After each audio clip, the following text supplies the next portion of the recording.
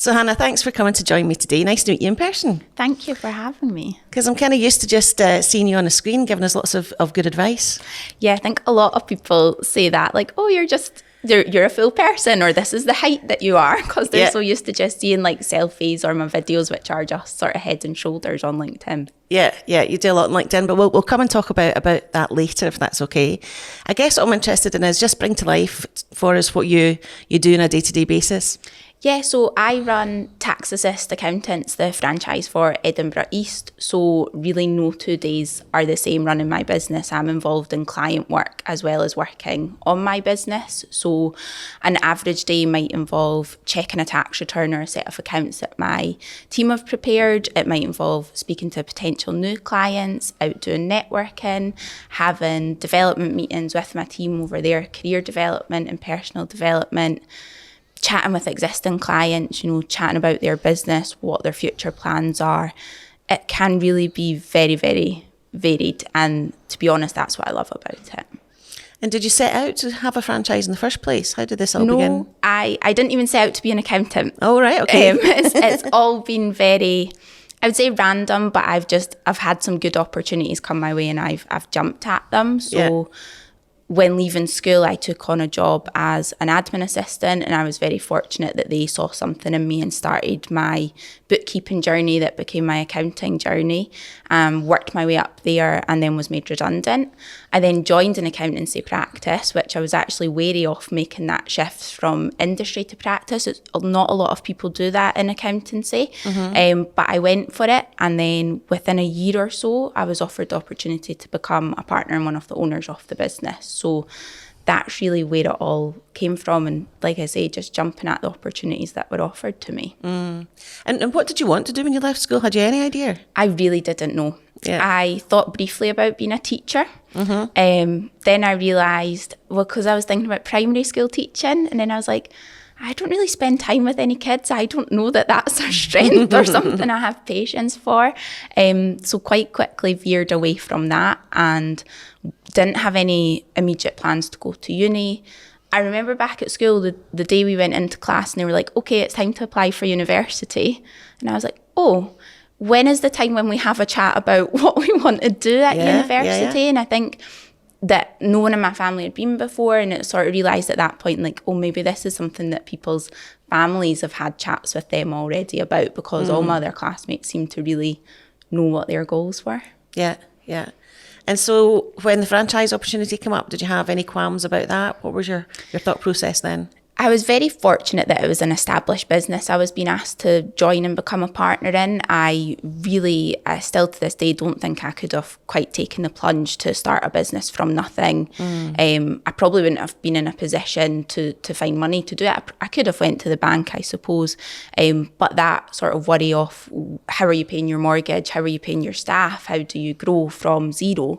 Yes, I can now help other people do that through everything I've learned, but I don't think I would have been brave enough to take that jump, whereas being asked to join and take over an established business felt like, okay, well, I know how much money comes in every month. I know how it operates.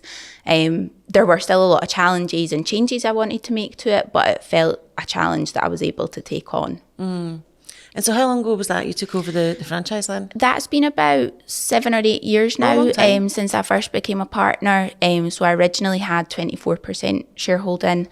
In 2020, I doubled that shareholding, and then hopefully as soon as next week, that will be me 100% shareholder in the business. Amazing, that's exciting. Yeah, very. And what are you doing to celebrate?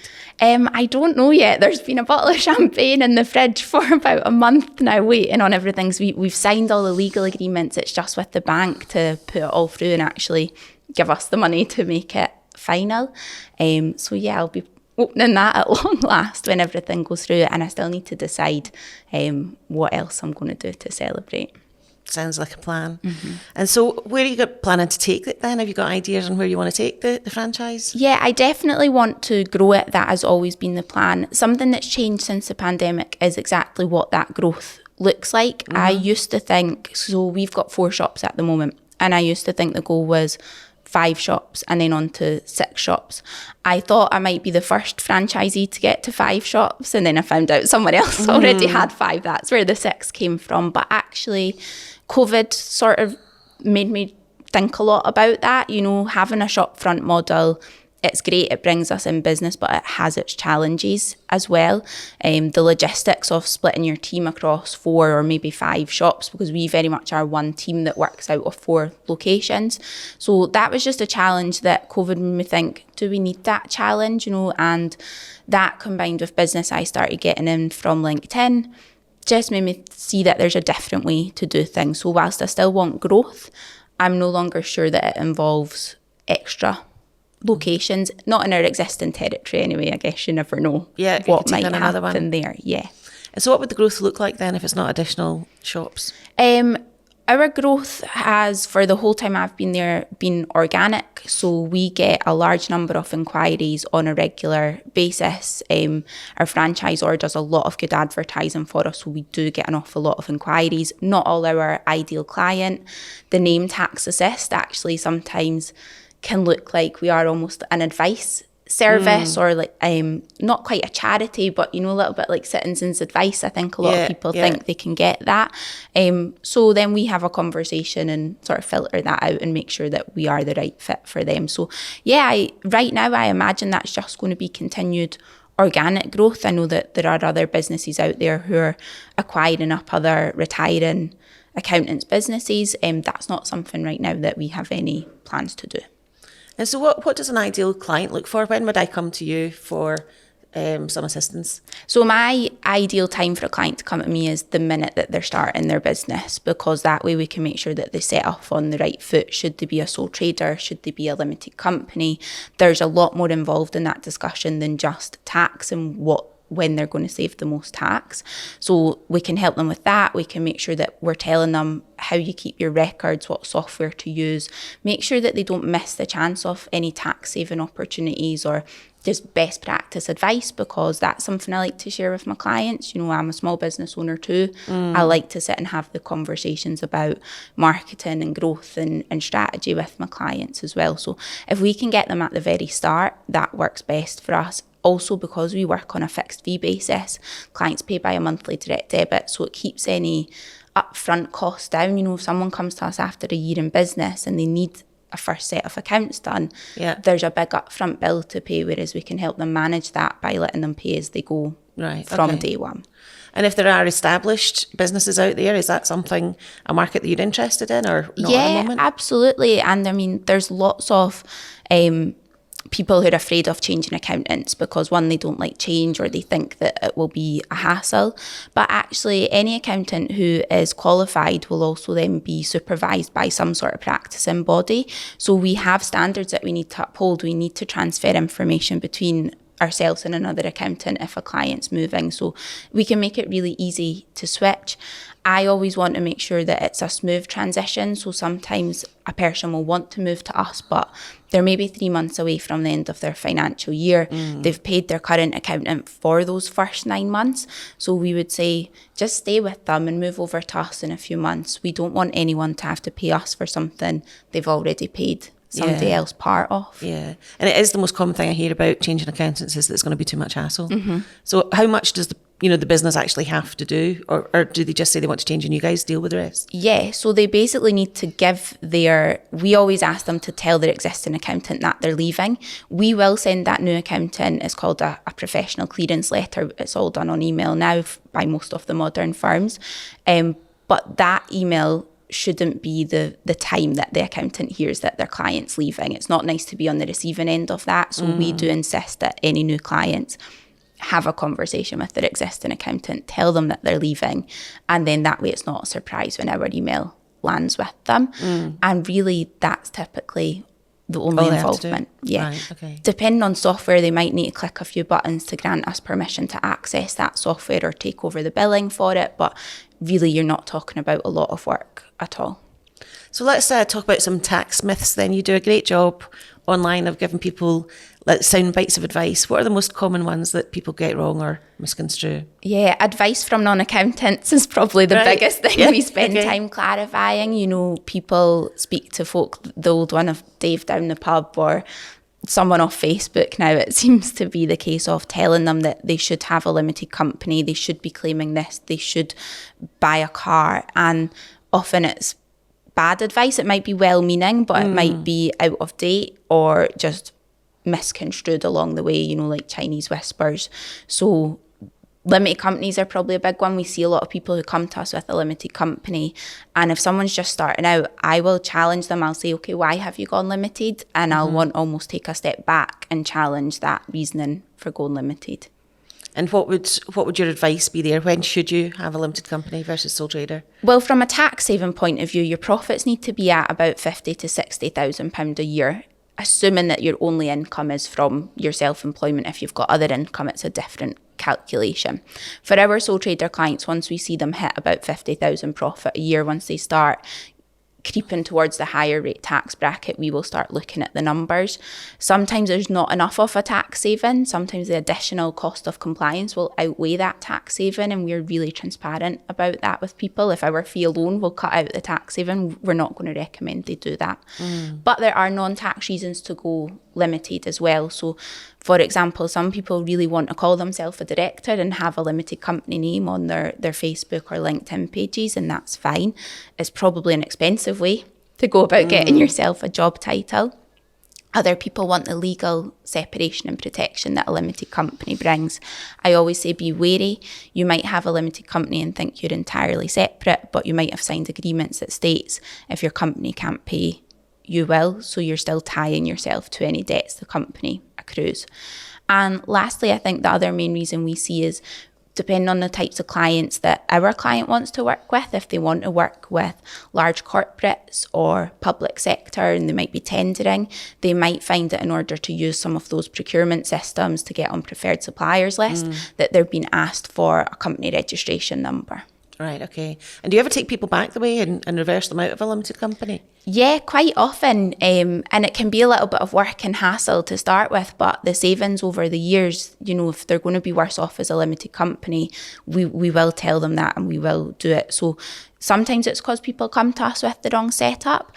Other times it's because people's businesses have changed and it just becomes a lot more simpler for them, maybe as they scale down, head towards retirement. Sometimes that's not always the best, because if you're planning on a retirement and there's a lot of money in your business, you probably want to stay limited to attract better tax savings when you do close. But that's where we would work with our clients to advise them. And if we've got businesses out there who are looking to exit, say in 3 or 4 years now, it'd be good to have a conversation with you guys now to understand how to get money out of the business. Is that fair? Yeah, definitely. And sometimes I would say that we would even pass that on to an expert beyond us, because with some of these things, you know, if you've got more than £25,000 in your business, you probably want to be considering something called a members voluntary liquidation. So you need to speak to an insolvency practitioner. Even if your business is solvent, those are the experts that will deal with that. And that just means that you pay minimum tax on any final money you're going to take out your business when you close. And it does sound like quite a complex procedure when you talk about all these things. How well do business owners typically understand their tax position and their liabilities? For the clients that we work with, I would say there's a really broad scale. So we have some people who they'll happily admit that they don't have a clue and that they want us to do it all and they trust us. Like I have a client who I'm like, do you want to see the workings for this? And he just laughs at me. He's like, no, Hannah, just submit it. And you know, they need to be wary of that, and we'll still send the workings anyway in those cases just to make sure that they've seen them. Then we have some clients who are very involved and know the ins and outs of it, and then probably a huge amount on the in-between. I even have some clients who are accountants, because you know, there's so many different branches of accountancy you can get into. So if clients have went into a corporate or a forensic sector, they don't know about tax, they don't have the systems and softwares and knowledge to be able to do the tax side of it. So yeah, we have a few accountant clients as well. And one thing I get asked quite often is about the company cars and whether they should be going through the limited business or personal. What's the rules around that? If it's an electric car, definitely explore putting it in your limited company, and most likely on a lease rather than buying it outright or doing hire purchase, because you've got VAT restrictions there. Whereas if you lease the vehicle, you can claim back the cost of the lease for corporation tax relief, and you'll be able to claim back 50% of the VAT. You'll only get half the VAT because there's personal use of the vehicle, so they block the other 50%. Okay. It will still be a taxable benefit in kind for the director or employees who are receiving it, but at a very low rate if you're going down the electric route. And another one I picked up on your LinkedIn actually was when you were talking about people paying personal tax from the company rather than their personal account. Is that something that's quite commonplace? Yeah, we see it all the time. I think I saw one last week. Right. For a client that probably should know better, so we've sent them a little nudge again. Yeah, it's a really common thing that people do because they think, well, my tax is related to my business, but it's the money that they've earned for their business, so it is a personal liability. So it really should be transferred from the business to the personal account as a director's loan or a dividend, and then they can pay it. And what about the systems? So I use Xero, that's what I know best, but there's QuickBooks and Sage and all different things out there. When should you use what system? I think it probably will depend to an extent on what accountant you work with. I know some accountants who are exclusively Xero or QuickBooks and won't touch you if you're anything else. Yeah. We have chosen to sort of diversify there, and for a long time we didn't. We thought that QuickBooks would be the only one that we worked with, and then we started getting some clients who had Xero. Xero approached us. We managed to get ourselves all certified on Xero and be able to help those clients as well. And then Free Agent came along as well, and Free Agent are an Edinburgh-based firm. And to start with, I was reluctant. I thought three's a bit much to work with and specialise in. And it seemed like Free Agent at the time, for the conversations they were having with me, were almost trying to replace the other two. And then you've got the hassle of moving all your clients from a system that you told them was the best system for them. And now Free Agent, really, the relationship I have with them now, they're not trying to replace the others. I think Free Agent is a great solution for small and medium, like really micro businesses. Yeah. Someone that's a freelancer is just starting out, especially if they bank with RBS or Metal, because then you'll get your Free Agent subscription completely free of charge. So. Right, okay. And if someone is just starting out, they can get a Metal account free of charge, which is a business bank account, and then software free of charge. So I recommend a lot of new starts to do that. For anyone that's VAT registered and works with us, we typically want them to be on QuickBooks because it's just the one that my team have the most experience in. We're in and out of it all day, every day, and we can help them best with that. And then I would say Xero, for the clients that we work with anyway, it is the larger clients, I would say, that are better on Xero. Yep. I don't know about you, but I don't find that people always understand some of the terminology and the way that Xero works. You almost have to be trained fully on how to use it. Whereas QuickBooks, the terminology it uses, it's a lot more easy to work out what you should be doing while you're in the system. Right. Okay. So let's go back a bit then. Take us back to lockdown. What's your lockdown story? What was your experience during that time? I quite enjoyed it. I always laugh at those first few weeks when we used to say, oh, when this is all over, when we thought we were talking about in a couple of months' time. So the start of lockdown, I turned 30. So it wasn't quite the celebration we had expected. There was no furlough in terms of sitting back and relaxing and having it easy, because the reality was we had over 1,000 clients looking to us to help them with grants, furlough claims, know what they should be doing. Some people wanting us to give them payment holidays as well, and we were having to say, look, we're a small business too, so if you want to keep this advice from us, go and get your payment holiday from your bank, from your credit card company, from your mortgage provider. Let's keep the money flowing amongst the small businesses, was what we really tried to encourage. So there were a lot of evenings and weekends and time spent creating whole new processes, because when something like furlough comes along, we've never done it before, so we had to quickly come up with terms of engagement for doing a furlough claim and how we would track who had sent us the information, who had approved it, who we had claimed for. So doing that and then doing the actual claims themselves, as well as trying to run a business and support my team remotely, it was really quite a challenging time. One of the things that I really liked about it that we did was we, at 4:30 every day, between 4:30 and 5, we stopped working and just jumped on Zoom. We didn't discuss work. We just kept in touch with each other. What have you been up to? Where did you go your walk this day? Did you see any Highland cows on your walk today? Those sort of conversations to really just keep that human element alive. But I learned a lot during COVID as well, and I learned a lot that really turned into values for my business, I would say. So that human element of realising, or more importantly, when our clients realised and treated us like humans too. And I would have some clients say, how are you? How's your family? I don't envy your position right now, having to keep everyone right. And then we had some other clients, or a very small number, you could count on one hand, who didn't appreciate what we were doing, didn't like that we were still asking our clients to keep paying us, or didn't like that we were charging for furlough, even though it was a nominal fee. There's no way we made a profit on it, but we felt like it's extra work. We made the decision to charge something for it. And I lost a client over that decision.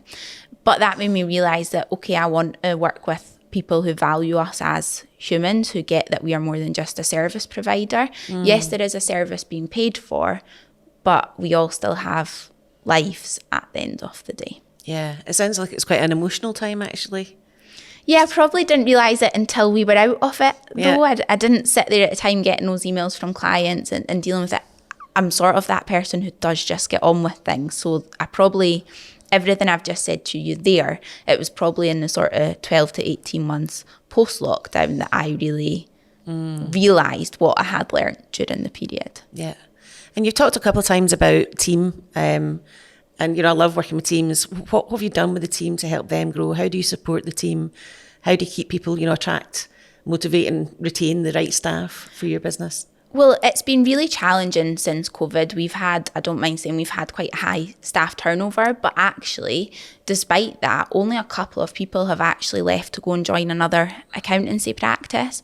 What we're seeing at the moment in our industry is a lot of people moving away from practice. And I chatted with a recruitment agent about this the other week, and he was saying that in an accountancy practice, there isn't anywhere to hide. There's deadlines, there's clients, there's demands. So you might not think it might come across as a boring place to work, but it's actually very fast paced. And so people who maybe I don't think it's necessarily the case with the folks who left us, but if people are been struggling with stress and wanting that easier life, or I think social media portrays a lot of easy life and what lifestyle you can have for little effort, that practice doesn't look like a desirable career choice anymore. With my team though, I like to support. In an ideal world, I would only ever hire apprentices and have everyone training up and moving up. That doesn't always happen, but we do invest in apprentices. Our most recent apprentice, whilst he's still doing his studies, he has had a promotion, so we're hiring a new person at the moment to come in, and he's really excited. Our existing apprentice is then excited about training somebody new as well. And even beyond the apprenticeships, we fund AAT, ACCA qualifications and really give the team the best start. We've also done leadership and management training investment for the team as well, for the senior team. My team, the biggest perk they probably get, but we're still monitoring it, is they do get unlimited paid annual leave, but we're almost a year into that decision, so I want to check and make sure that they're taking advantage of it, because I know there's loads of studies out there that say people actually take less holidays when you do it. So I might cut unlimited but give them like 50 days a year instead. There's still going to be a very generous allowance that they'll probably never take, but we'll see how the psychology plays out. Where did that idea come from? What made you decide to do that? I'd seen some other people do it. I'd seen there's a lot of people online I know who are moving forward where they can offer work anywhere you want, work whenever you want, or a results only work environment. Because I've got a shop front model, I can't offer work whenever you want, however you want. We've got shops that we advertise as being open 9 till 5, Monday to Friday. So I tried to think of other ways that I could support and help the team and give them that flexibility if they wanted to go on a holiday or, have travel experiences and take that time, or just want time off. So that's where we brought that in. It had started earlier where I said to the team, you don't need your holidays approved by me. You guys are grown-ups. Look in the diary. If no one else is off, or if someone's off but there's not a problem with office cover, just book it. And it was really just trying to treat the team like adults, because they are all adults. They can be responsible for that. And if it's one less thing I've got to do as well, then that's an added bonus, of reviewing and approving those. So the unlimited really was an extension of that. It was, what more can we do to offer not quite flexibility, but my version of of flexibility. So you don't have any hybrid at all because of the shopfront model, is that fair? We do, like for ad hoc, so if someone has a personal appointment, they've got a big delivery at home, they're not feeling 100%, like they feel like they could work, but maybe not in the office environment, then home working is allowed on those days. We give flexibility over which office you want to be in, whether you want to be on your own or with other people, which I suppose is a little bit like being at home. If you're in one of our more peaceful shops on your own, you've still got that time to just do your own thing. So it sounds like you've got busier shops and quieter shops, is that fair? Yeah, definitely. So Dalkeith is probably our busiest shop. I think it's the one that's been there the longest, but it's also the one that if we are ever doing anything for charity or some sort of event, then we'll do it in Dalkeith. So I think that we are probably better known in the local community in Dalkeith than we are in the other 3 shop areas at the moment. Okay. And you mentioned the community there. I know you're quite active when it comes to giving back. Tell us a bit about your work there. Yeah, so we do sponsor a lot of local clubs and organisations, but the main thing that I'm passionate about is Cash for Kids. So about 5 or 6 years ago, I went to an event that they were having and I heard the story of a little boy and his mum was speaking at the event, and I just felt like we need to help this charity. We need to do more good that they're doing. So I went and introduced myself. We started really just becoming a corporate partner. So we would do fundraising. We did a cycling challenge in the office where we had an exercise bike. And then that was where our Halloween fancy dress started as well, was all through Cash for Kids.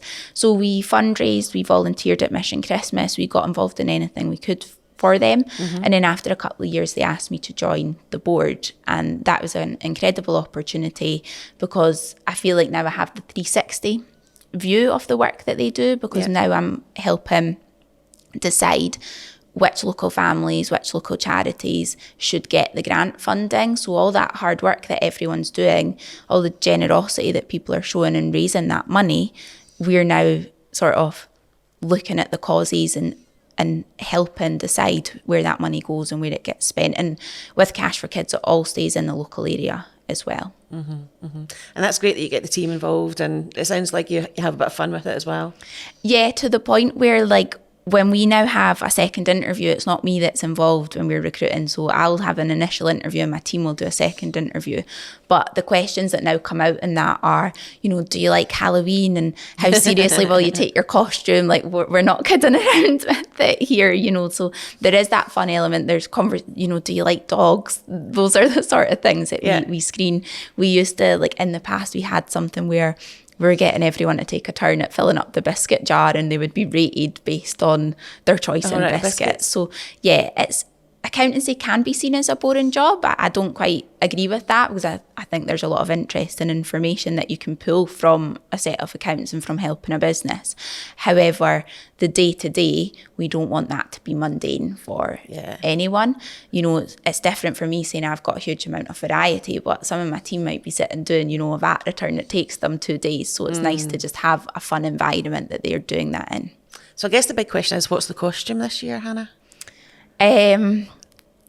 I'm actually bringing back a previous costume. Oh, interesting. So I'm going to redo the mask, but in a different character costume from the film. Yeah, and just how far out do we start planning Halloween in your world? I think I've had this one decided from around March this year, which is early for me. Normally around about the summer, I'll start having ideas and start bashing out what I want to do. I always want it to be really fun and really different. I don't want to look like myself. If I can paint my face, then I'm happy, and really just go all out there. And is there any competition or anything? No, we just do it just for fun. We all donate to charity and we donate to Cash for Kids as part of it. It has just become really a bit of a tradition in our office, is something that we do. I'll be looking out for it. I'll be looking out for the updated costume when it comes. So you're doing some more charity stuff in a couple of weeks as well, aren't you? Yes, next weekend I am doing a Skydive to raise money for Alzheimer's research. This is a cause that's very close to my heart. My dad has dementia and Alzheimer's, and this was really a sheer coincidence. I'm part of a women's networking group in Edinburgh, BWC, and Alzheimer's Research became one of the charities that they were partnering with, and the idea was floated off, we could do a skydive. I think this might have been late last year or the start Was of there this wine year. involved when this discussion No, this was a happening? Oh, really? breakfast meeting. All right. I didn't sign up at the time though. I went home and this might have been over a wine, but I was chatting with my other half and I was like, I'm thinking about doing this. Like, Yeah. I would love to raise a lot of money for such an important cause. And whilst that I've done sponsorship and fundraising before, it's never been something quite as, let's say, insane as jumping out of a plane. And I felt like, well, if I want to raise a lot of money, I have to do something crazy. So I went and signed up for it. It felt like a long, long time ago when I signed up. It felt like that's so far in the future. It's fine. It'll never come. It's feeling very real now. And because I've made such a big deal and it's been amazing, I've raised £1,700 so far. I reckon almost half of that is just from people I've never even met, thanks to social media. So that's just incredible. I'm delighted with that. But because I've raised so much awareness now, everyone is very aware that I'm doing it and keeps asking me about it. So like Free Agent emailed me yesterday and he's like, not long to go now. And I'm like, oh, thanks for the reminder. Not that you would feel nervous enough anyway. Yeah. Yeah. Okay. So we should all wind you up in the next week about the Skydive then. Yeah, that's fine. The way I see it is because it's a tandem. Someone is attached to the back of me. They get to do all the stuff that I might be worried about, that I would sit and overthink. Well, when do I have to pull that? And when exactly do I jump? So I feel like the stressful part's taken away from me. So you need to just enjoy the view on the way down. That's my plan. And land. Yeah. Yeah. Yeah. No problem. Everyone says as soon as you land, you want to do it again. Yeah. So and how high is it? I think it's 10,000 feet. Right. And is it local? Whereabouts are you doing it? And we're doing it at Auchterarder, so we've got a little bit of a road trip up there on the day. And I know that like my family and friends and I think some of the team are going to come and see as well. Right. So it's lovely to have that support too. Yep. No pressure then. Everyone will be there watching as well.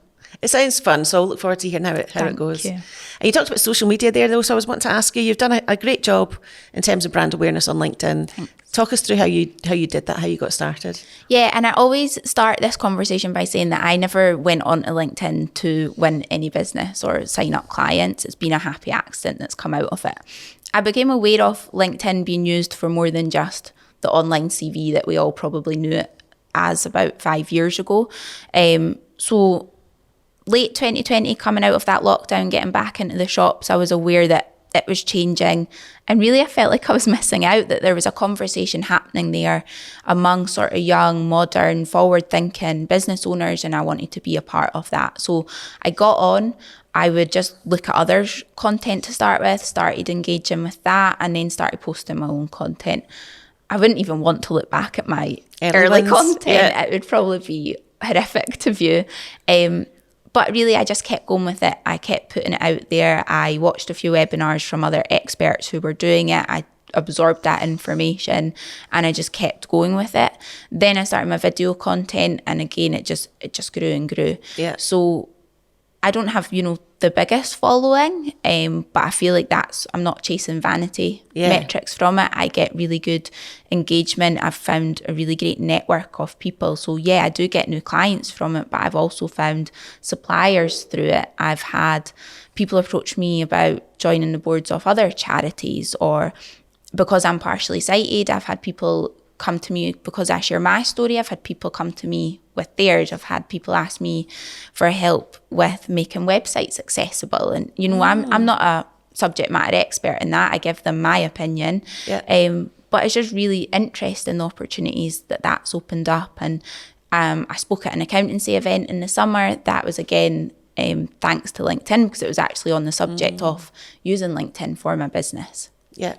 And so how do you go about planning your content then? Because that's quite often a stumbling block for people. They don't know what to put on, or they would think, for my business, what would I even talk about? How did you approach that? Yeah, it's an interesting one, because especially with my business, accountancy isn't sexy or fun to market. Yeah. And it's also one of those ones where people don't wake up one day and decide they're going to get a new accountant. So our whole marketing strategy is just brand awareness and making sure we're there. And so I saw LinkedIn, once I really started getting more engagement, as an extension of that, but more from the personal branding side, people knowing me as opposed to the brand of Tax Assist.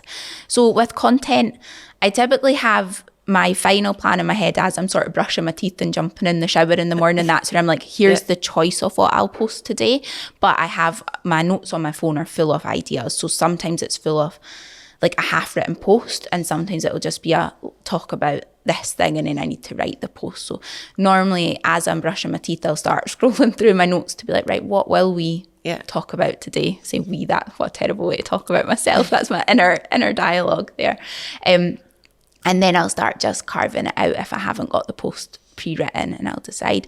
So sometimes it's completely spur of the moment. Sometimes I'll look at those notes and not want to talk about anything that's in there. Sometimes I forget to make the note and I have like 10 ideas swirling around in my head, and then when I actually pick up my phone, I've maybe got one. So I always kick myself for those as well. So I would definitely recommend making notes of any ideas when they pop in. And how consistent are you? Are you on LinkedIn daily? Yeah, the last few weeks I've dropped off a little bit because I've just got some other things going on, but typically it's 5 days a week. It's every weekday that I will engage with other people and put out content. Yeah. And how difficult was for you to start doing video? Was that, was it tricky in your head to get over, or were you quite comfortable doing it? I was worried about the sound of my own voice, to be honest with you. It was one of those things that, when you hear yourself back when there's like a dodgy phone line and you go, oh, do I sound like that? You're moving away from the phone. And so, but I wanted to do it. I wanted to put myself out there. I knew that there was such a small amount of users on LinkedIn who were actually putting out content, and an even smaller percentage of users who were putting out video content. And I thought that's silly not to try and be a part of that. Yeah. So I paid for a video training course with a chap called Nick Rayburn, who was fantastic, but sadly doesn't do that. His business has evolved since then. So he talked me through, what equipment to have, what setup I should have, and it doesn't need to be overly expensive or complicated for it. He talked me through editing, lighting, basically everything I needed to know, delivery, that sort of thing. So with him as part of that training, I did my first LinkedIn video, and he gave me feedback, and that was really great. And I thought, that will be me now. But I found that helped me be confident in front of the camera. That helped me not mind sitting and doing it. But I struggled to find the time to edit. And I know that often when we say we struggle to find the time, we've chosen not to make the time. Yeah. And I think for me it was sitting and looking at myself and hearing myself, because you're trying to get rid of every little second of dead space so that people don't get bored and flick away or scroll past. So I struggled with that. And then I was on another podcast with another Nick from Canada who does branding and video editing and things like that. He asked me to appear and chat about the business, and we had a follow-up chat over Zoom, and we thought we could maybe work together. And now him and his team do all of my video editing. So they do all like the branding you see, the subtitles, the editing, the thumbnails, the still at the end of my videos. I essentially just send them raw footage and get those edited clips back. And do you house them all on YouTube? Have you got a YouTube channel? No, not at the moment, but this is the next thing that's coming, because I do find now I'm getting asked lots of questions, and I'm sitting typing an email reply knowing I have done a video covering it. Yeah. And, to send someone a video file, you don't know then that's quite a big file to be sending over the internet, and it might not work. So yeah, the next step that is going to be putting those all onto a YouTube channel so we can just send them to clients. But also I think for new potential client inquiries, we're going to just say, look, before you have your chat, before you have your meeting with Hannah, here's a range of resources that might actually answer a lot of your questions. Yeah, and people get to know, like, and trust you through video as well before the initial meeting, don't they? So kind of moves you a step closer trust-wise. I think that, and I found already that I have a different relationship with the clients I've signed up through LinkedIn than I would for the ones who maybe just go on our website or pop into the shop. Because I guess because they're approaching me personally and people by people, it comes back to that. Yeah. I'm very open and transparent with what I share on LinkedIn.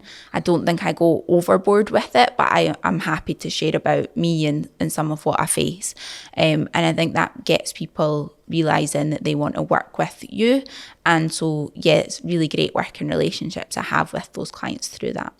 And what percentage of your new business do you think comes through LinkedIn these days? Oh, it's probably a tiny percentage. You're talking less than 10%, I would imagine, because, our business has now been going for 18 years. We've got 4 shop fronts, so we have, and also it's a national brand with it being a franchise. So we get a huge amount of leads that are just generated by our shops, by our websites, and referrals as well. So no, it's a tiny chunk, but I'm okay with that because I think that relying on one source of business is really dangerous. It's not a strategy, especially when it's a source that you're not in control of. If that algorithm changes, and I always tell people not to blame the algorithm, that sometimes it's just bad content, but really you don't know what will happen. I've heard of businesses who'd built up massive followings on Facebook, for example, and then Facebook changed the way that business posts and business pages and their reach worked. And so these people have spent years and invested thousands or tens of thousands, if not hundreds, in that form of advertising and getting content out, only to then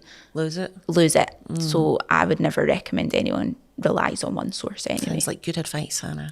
So where do you think the industry's going to go in the next 2-3 years then? Are there going to be any big changes that you need to adapt to or change your business model for? Well, we're very much at HMRC's mercy. So we were expecting the biggest change to be making tax digital, which has already been rolled out to VAT registered businesses, but we were expecting that sole traders, freelancers and landlords were all going to have to go digital, which by that we mean start using software if they weren't already.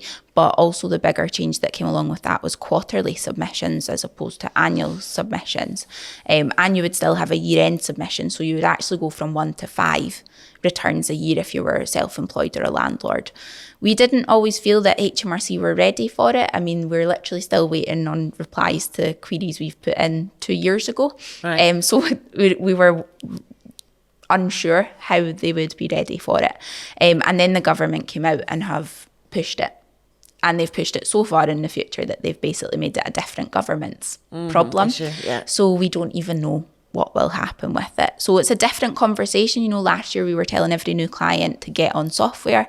Now we can be more agnostic in terms of what's right for that client. So we'll warn them that you might need software eventually, but don't stress about it right now if you don't want to. Just know that you might need to change. So I think that's going to be, if and when that comes in, that's going to be the biggest thing that we have to come. And just as we close then, if you were to give yourself some advice, your younger self some advice about how you've grown in business, what might it be? I would actually advise myself to speak up for myself more. There were some times in my business career where I didn't want to rock the boat. And so I didn't speak up for myself until things were too late. And that would definitely be it. That if I had a thought and a feeling and I voice it, make sure I really keep drumming that home and take actions on the back of my thoughts and feelings in that way too. Don't worry about rocking the boat. Nice, I like it. Well, look, good luck with Skydive. Thank you. Thanks for bringing your business to life with us today, and I look forward to seeing how you go on. Brilliant. Thank you so much for having me. Thank you.